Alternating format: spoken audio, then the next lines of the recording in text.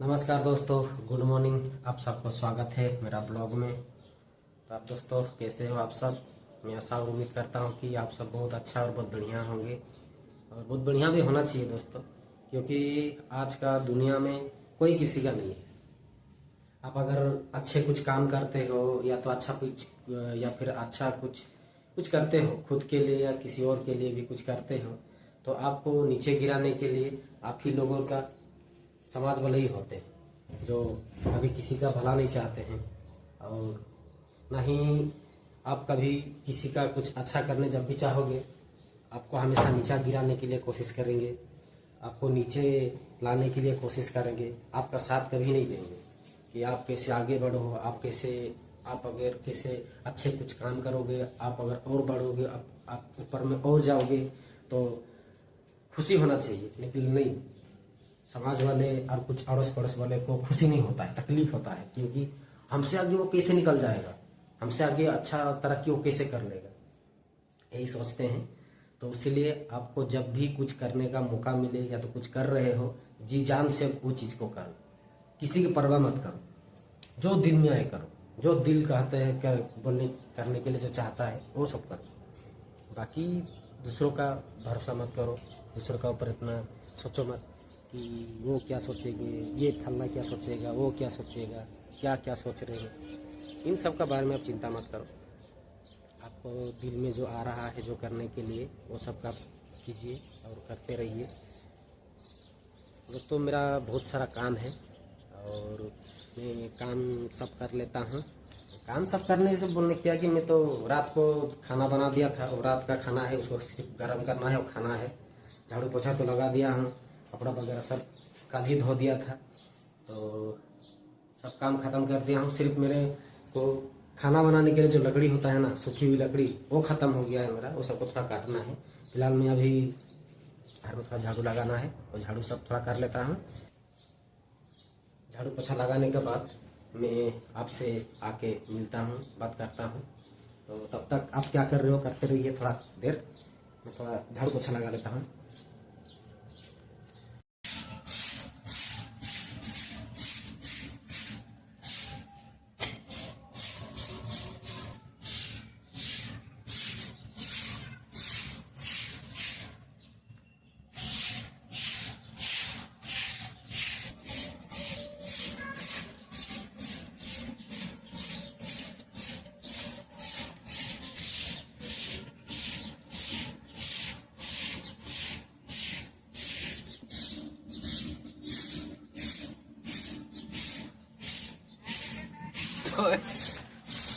झाड़ू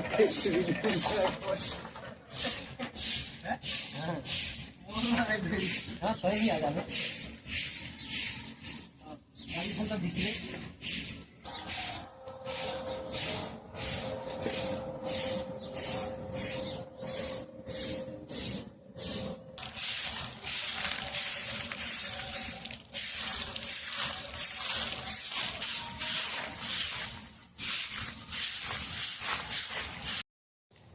तो है गाइस, ये मेरा छोटा दोस्त अभिषेक, और यह भी मेरे साथ सूखी हुई लकड़ी काटने के लिए मेरा साथ अभी जाने वाला है। तभी ये पकड़ेगा, पकड़ लो डोली और एक बोरा। अभी हम लोग जा रहे हैं लकड़ी इकट्ठा करने के लिए।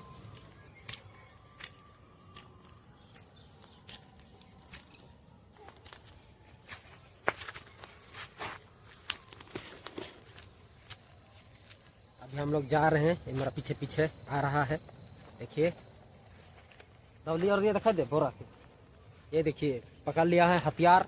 अभी अरे ऊ वाला के दू चार ठू काट, मैं आगे तो के देखा लो करवा देते हैं। कैसन काटबे कहा हम देख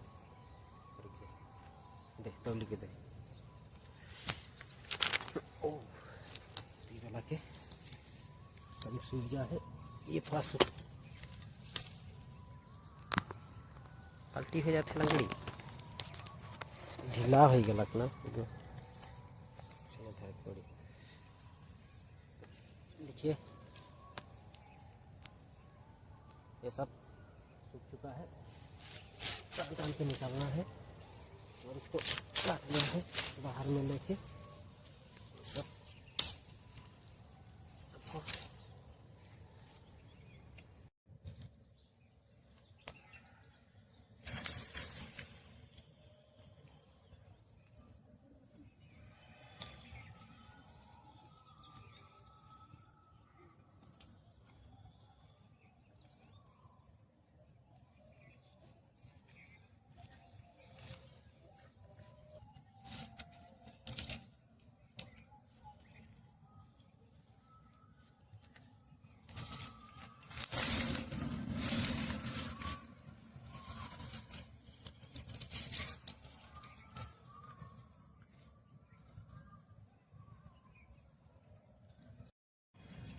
दोस्तों, आप लोग यकीन नहीं करोगे, पर मेरा भैया, खुद का भैया और मेरा जो खुद का भाभी जो हैं, वो इतना मतलब धन दौलत का इतना लालची हो चुके हैं कि वो अपना और पराया में कुछ अंतर नहीं छोड़ते हैं। वो सब मुझे लगता है वो सब मुझे अपना दुश्मन ही मानते हैं, क्योंकि जब तक मैं ज़िंदा रहूं, जब तक मैं ज़िंदा हूं, तो मेरा पापा का जो भी है संपत्ति जो भी है मुझे तो हिस्सा देना पड़ेगा। वो लोग को तो पापा शादी कर दिए, शादी करने के बाद भी भैया अपना मेहनत से उनका बीवी बच्चा बाल बच्चा जो है वो लोग उनको देखभाल नहीं कर रहा है कि नहीं पाल रहा है। वो अभी तक डिपेंड करते हैं पापा का ऊपर। अभी तक वो पापा जो पेंशन मिल रहा है वही पेंशन से ही वो अपना सब कुछ बीवी बच्चा जो पढ़ा रहा है, लिखा रहा है, खा रहा है, जो भी कुछ कर रहा है पापा के ही। तो अभी तक वो काम धंधा तो करता नहीं है, कर भी नहीं रहा है। तो मैं बोलना चाहता हूँ ये कि तब तक इसे करना ठीक है, क्योंकि जब तक पापा हैं तब तक तो ठीक है ना। और फिर बाद में अगर पापा अगर कुछ हो जाएंगे तो उनका तो पेंशन आना बंद हो जाएगा, तो फिर क्या करेगा। तो जब मौका रहते हुए अगर कुछ नहीं कर पाया तो बाद में क्या करेगा। तो इसीलिए वो लोग नहीं चाहते हैं कि वो लोग तो अपने लिए घर बना लिए, फिर अपने लिए वो सब पापा का हिसाब से जितना भी अपने लिए LIC कर लिए, बच्चों के लिए फिक्स डिपॉजिट कर दिए। एक्चुअली मेन मोटिव इनका क्या है कि अगर पापा अगर रहेंगे तो मुझे तो हिस्सा देना पड़ेगा वो लोगों को। तो अगर कल को अगर पापा अगर कुछ हो जाएंगे, पापा जब रिटायर्ड हुए थे तो उन्हें जो पैसा जो मिला था वो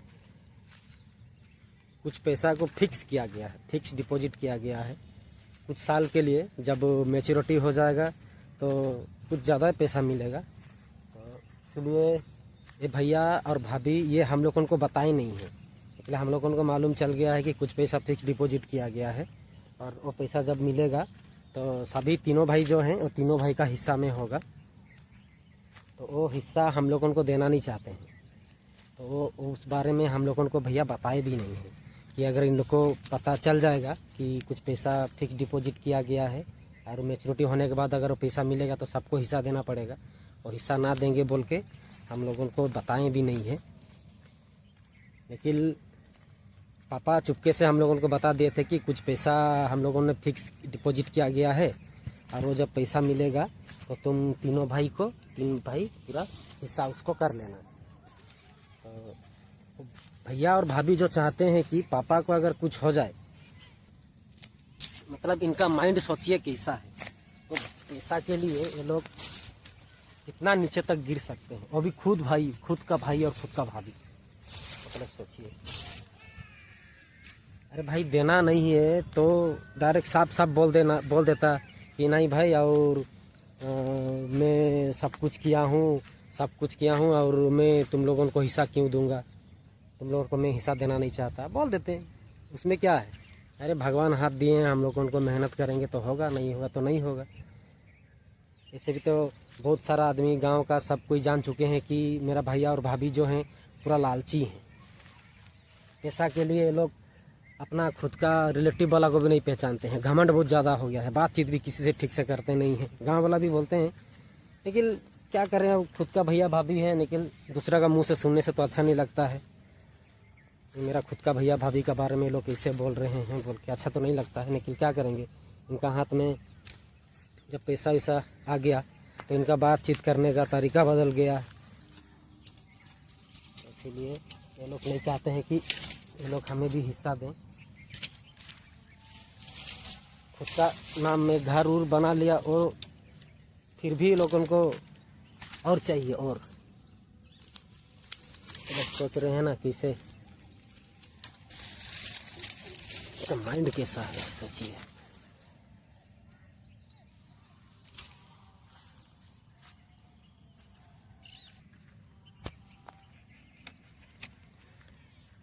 इसलिए दोस्तों मुझे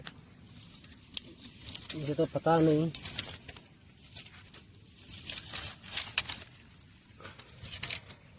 आप सबका भैया भाभी अगर हैं तो वो सब आपका बारे में क्या सोचते हैं ये तो मुझे मालूम नहीं। और लेकिन मेरा भैया भाभी जो हैं वो ये चाहते हैं कि वो सिर्फ वो ही लोग खाली खुश रहें और हम लोग खुश ना रहें। और फिर गांव समाज में जो होता है वो दिखावा जो होता है वो खाली दिखाते रहते हैं कि हम लोग घर बना लिए हैं, हम लोग का गाड़ी है, हम लोग का पास इतना पैसा है, वो है, ऐसे दिखाते रहते हैं। वही चीज़ कि अगर कल को अगर पापा को मेरा कुछ हो जाएगा तो सारा पैसा उनका हाथ में आ जाएगा। उसके बाद ये लोगों का और थोड़ा ज़्यादा घमंड बढ़ जाएगा और थोड़ा एटीट्यूड हो जाएगा, हम लोग किए हैं, वो लोग तो अभी तक कुछ नहीं किया है, गरीब है, वो है, वैसे है, क्या क्या बोलेंगे, हिसाब से बाहर है। मैं जानता हूँ, मेरा भाभी को तो मैं अच्छी तरह से जानता हूँ। मेरा भाई भी ऐसे हो जाएगा बोल के मेरे को मालूम नहीं था, क्योंकि मेरा भाई भी जब मम्मी छोड़ के चली गई थी तो हम लोग क्या क्या चीज़ फेस किए थे साथ में, वो चीज़ सारा चीज़ भूल गया, सब कुछ भूल गया, सब कुछ। इसलिए मेरा भैया भाभी तो इतना खतरनाक है कि मत बोलिए। वो तो उनका बस चले तो मुझे खाना में जहर मिला के खिला दे ताकि मुझे अपना पापा का पैसा हिस्सा मुझे ना मिले बोल के। इसलिए मैं मजबूरन मुझे घर से दूर रहना पड़ता है, अकेले रहना पड़ता है, भाड़ा में रहना पड़ता है। नहीं तो अगर वो लोग अगर अच्छा चाहते तो जब उनका लिए घर उर बन गया तो वो लोग खुद भी सोचते कि हम लोग के लिए घर तो बन गया है, चलो उनके लिए भी घर बनाते हैं कि उसके लिए भी कुछ दे देते हैं ताकि वो कुछ करे। सब कुछ अपना अपना कर लिए वो लोग, कोई बात नहीं, कर लिए तो कर लिए वो लोग, अपना अपना देख लिए, अपना अपना। इसलिए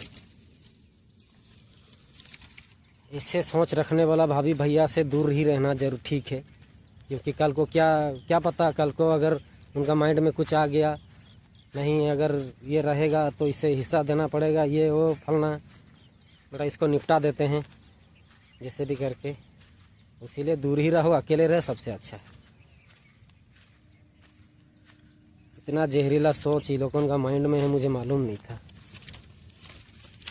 क्या करें, जो किस्मत में लिखा होता है वही होता है, और क्या।